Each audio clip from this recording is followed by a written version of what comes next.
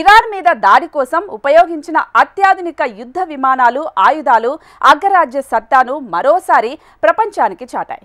సాంప్రదాయ యుద్ధ విమానాల తీరుకు పూర్తి భిన్నంగా రెక్కలు చాచిన నల్లటి గబ్బిలం లాంటి ఆకారంతో దూసుకొచ్చిన B-2 స్పిరిట్ యుద్ధ విమానం బంకర్ బస్టర్ బాంబులను లక్ష్యాలపై అమాంతం పడేసింది. పర్వత ప్రాంతాన్ని పిండి ముద్దలా బద్దలు కొట్టింది. భూగర్భంలోని లక్ష్యాలను సైతం అలవోకగా ఛేదించి చిన్నాభిన్నం చేయగల ఈ ఆయుధంపై ఇప్పుడు చర్చ జరుగుతోంది. మరోవైపు పశ్చిమాసియా పరిణామాలు అణు యుద్ధానికి దారి తీస్తాయా అనే అనుమానాలు కూడా మొదలయ్యాయి.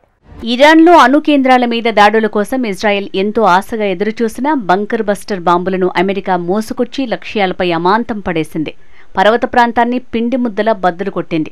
అత్యంత పటిష్టమైన కఠిన శిలలను సైతం తునాతునకలు చేసే 1000 కేజీల బరువైన భారీ బాంబులతో ఇరాన్ అణు కేంద్రాలపై భీకర దాడులు చేసిన అమెరికా B-2A స్పిరిట్ స్టిల్త్ బాంబర్ విమానాల గురించి, అవి ప్రయోగించిన భారీ బంకర్ బస్టర్ బాంబుల గురించే ఇప్పుడంతా మాట్లాడుకుంటున్నారు.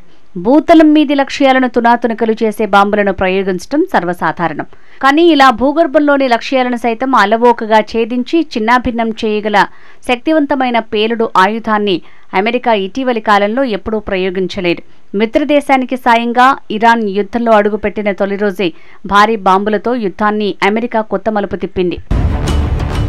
ప్రచ్ఛన్న యుద్ధ కాలంలో ఘర్షణలు చెలరేగితే సోవియట్ యూనియన్ గగనతలంలోకి చొచ్చుకు వెళ్లి అణ్వస్త్రాలను జారవిడిచేందుకు B-2 బాంబర్ ప్రాజెక్టుని 1980లలో అమెరికా చేపట్టింది. ఈ బాంబర్ బలమైన ప్రత్యర్థి గగనతలంలోకి ప్రవేశించాల్సి ఉన్నందున అక్కడి రాడార్లు, గగనతల రక్షణ వ్యవస్థలను ఏమార్చేందుకు వినూత్న డిజైన్, స్టెల్త్ పరిజ్ఞానంతో ఆ సంస్థ దీన్ని రూపొందించింది. అద్దాన్ని తాకిన కాంతి కిరణాలు తిరిగి పరావర్తనం చెందుతాయి. ఇదే రీతిలో రాడార్ కేంద్రాల నుంచి వెలువడే రేడియో తరంగాలు విమానాలను తాకాక పరావర్తనం చెందుతాయి. అవి తిరిగి ఆ కేంద్రాలకు వస్తాయి. దీని ఆధారంగా ఆ విమానం ఆచూకీని ఆ రాడార్ పసిగడుతుంది. నింగిలో ఆ లోహ విహంగం ఉనికిని గుర్తించడం దాదాపు అసాధ్యం. యుద్ధ విమానంలో వాడే ఆ తరహా పరిజ్ఞానాన్ని స్టెల్త్ టెక్నాలజీగా పేర్కొంటారు. ఇరాన్లోని ఫోర్డో, నతాంజ్, ఇస్ఫహాన్ యురేనియం శుద్ధి కర్మాగారాలపై ప్రయోగించిన GBU-57A/B massive ordnance penetrator guided bomb బరువు ఏకంగా 13,600 కిలోలు. ఒక్కో బాంబు ఖరీదు 170 కోట్లు. భూమి లోపల మరింత లోతుగా నిర్మించిన బంకర్లు, సొరంగాలను భూస్థాపితం చేయటమే లక్ష్యంగా అమెరికా వైమానిక దళం కోసం ఈ బాంబులను రూపొందించారు. బంకర్ బస్టర్ బాంబులుగా పేరొందిన ఈ ఆయుధాలకు వేగం, పటిష్ట కవచమే ప్రధాన బలాలు. B-2 బాంబర్ ద్వారా 12 కిలోమీటర్ల ఎత్తు నుంచి బంకర్ బస్టర్ బాంబును జారవిడుస్తారు. అది చాలా ఎత్తు నుంచి జారవిడవటం వల్ల కిందకి దూసుకువెళ్లే క్రమంలో పెను వేగాన్ని అందుకుంటుంది. ఉపగ్రహాల నుంచి మార్గనిర్దేశం పొందుతుంది. తోక భాగంలో ఉన్న రెక్కలు దీన్ని నిర్దిష్టంగా లక్ష్యం వైపు నడుపుతాయి. బాంబుకున్న భారీ బరువు వల్ల నేలను తాకగానే పెద్ద మొత్తంలో గతిశక్తి ఉత్పన్నమవుతుంది. ఈ శక్తితో బాంబు నేలకు రంధ్రం చేసుకుని 60 మీటర్ల వరకు చొచ్చుకు వెళ్తుంది. ఆపై 2400 కిలోల పేలుడు పదార్థం విస్ఫోటనం చెందుతుంది. ఇరాన్, ఇజ్రాయెల్ యుద్ధం మొదలైనప్పటి నుంచి దౌత్య వర్గాల్లో అణు యుద్ధంపై చర్చ జరుగుతూనే ఉంది. దశాబ్దాల తర్వాత మధ్యప్రాచ్య పరిస్థితులు అణు యుద్ధానికి దారితీసేలా ఉన్నాయన్న వ్యాఖ్యలు వినవస్తున్నాయి.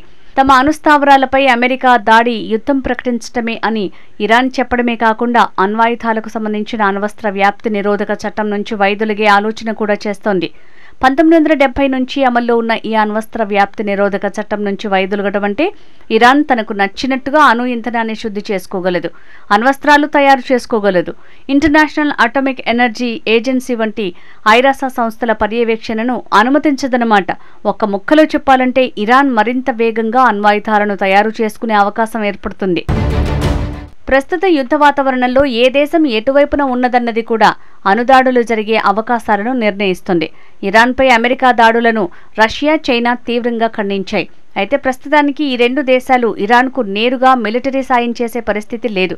టర్కీ, ఖతార్, సౌదీ అరేబియాల పరిస్థితి కూడా ఇలాగే ఉంది. మరోవైపు భారత్ సహా అనేక ఆసియా దేశాలు ఇరు పక్షాలకు దూరంగా ఉంటున్నాయి. ఉద్రిక్తతలు తగ్గించుకోవాలని, చర్చల ద్వారా సమస్యల పరిష్కారానికి కృషి చేయాలని ఇరు దేశాలకు సూచిస్తున్నాయి. అమెరికా, ఇరాన్ అణుస్థావరాలపై బంకర్ బాంబులతో విరుచుకుపడ్డ నేపథ్యంలో IAEA ఒక హెచ్చరిక చేసింది. పరిస్థితులు ఇలాగే కొనసాగితే ఇరాన్, ఇజ్రాయెల్ ప్రాంతంలో రేడియో ధార్మిక ప్రభావం పెరిగిపోవటం ఖాయమని స్పష్టం చేసింది. అయితే ఆ ప్రాంతాల్లో రేడియో ధార్మిక పదార్థాలేవీ లేవని ఇరాన్ ప్రకటించడం కొంత ఊరటనిచ్చే అంశం.